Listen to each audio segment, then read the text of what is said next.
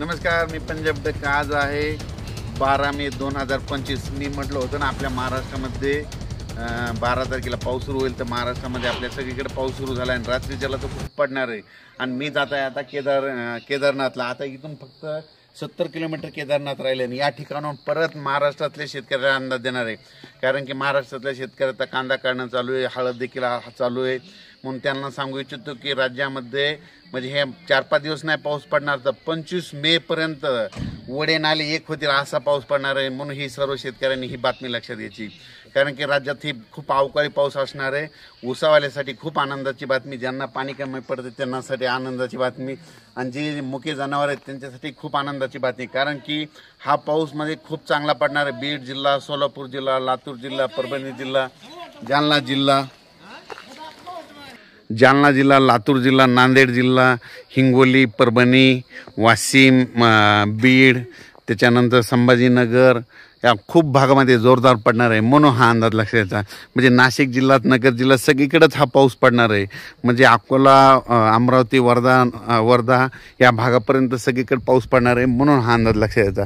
पण राज्यातल्या सर्व शेतकऱ्याला सांगू इच्छितो की ज्यांचा कांदा काढणी चालू आहे की तुम्ही काय करायचं की आपण आपला कांदा जसं वेळ भेटेल तसं काढून घ्या. कारण की राज्यात हा पाऊस जवळपास सांगायचं झालं तर 25 मे पर्यंत सगळीकडे खूप असा पाऊस पडणार आहे. म्हणून हा अंदाज लक्षात येतात.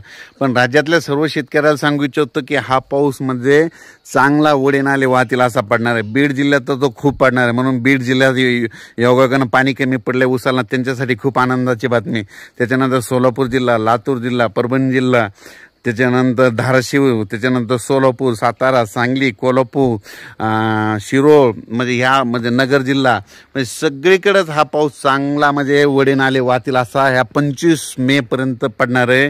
म्हणून हा अंदाज लक्षात घ्यायचा. पण राज्यातल्या शेतकऱ्याला, कांदा शेतकऱ्याला सांगू इच्छितो तुम्ही जसा वेळ भेटेल तसा तुम्ही कांदा काढून घ्या. कारण की राज्यात हा पाऊस मध्ये सतत म्हणजे 2 दिवस लगेच दुसऱ्या भागात जाईल की परत त्या भागात येणार. म्हणून हा अंदाज लक्षात.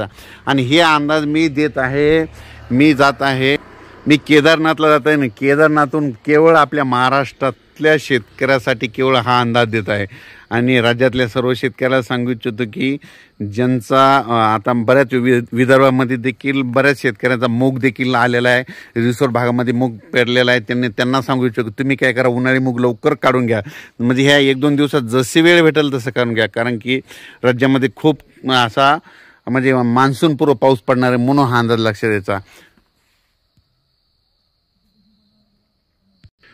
परत राज्यातल्या सर्व शेतकऱ्याला सांगतो की हा पाऊस सांगायचं झालं तर म्हणजे हे 2-3 दिवस नाही चालणार, तर कंप्लीट 12 मे पासून ते 25 मे पर्यंत दररोज 2-2 दिवस भाग बदलत सगळीकडे पडणार. परत जिल्ह्याचे नाव सांगतो: नांदेड जिल्हा, लातूर जिल्हा, त्याच्यानंतर यवतमाळ, त्याच्यानंतर हिंगोली, वाशिम, अकोला, बुलढाणा, त्याच्यानंतर जालना जिल्हा, जळगाव जिल्हा, धुळे, नंदुरबार, उत्तर महाराष्ट्र, नाशिक, नगर जिल्हा.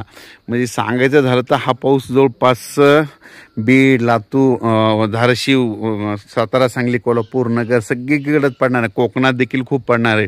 म्हणून हा अंदाज लक्षात द्यायचा. कारण की हा पाऊस म्हणजे आत्तापर्यंत मेमध्ये इतका मान्सूनपूर्व कधीच पाऊस पडत नाही. पण यावर्षी मेमध्ये जे मान्सूनपूर्व पाऊस पडणार आहे याच्यामध्ये वडे नाले वाहणार आहेत. म्हणून हा अंदाज लक्षात द्यायचा. अचानक वातावरणात बदल झाला तर उद्या लगेच मेसेज देणार आहे.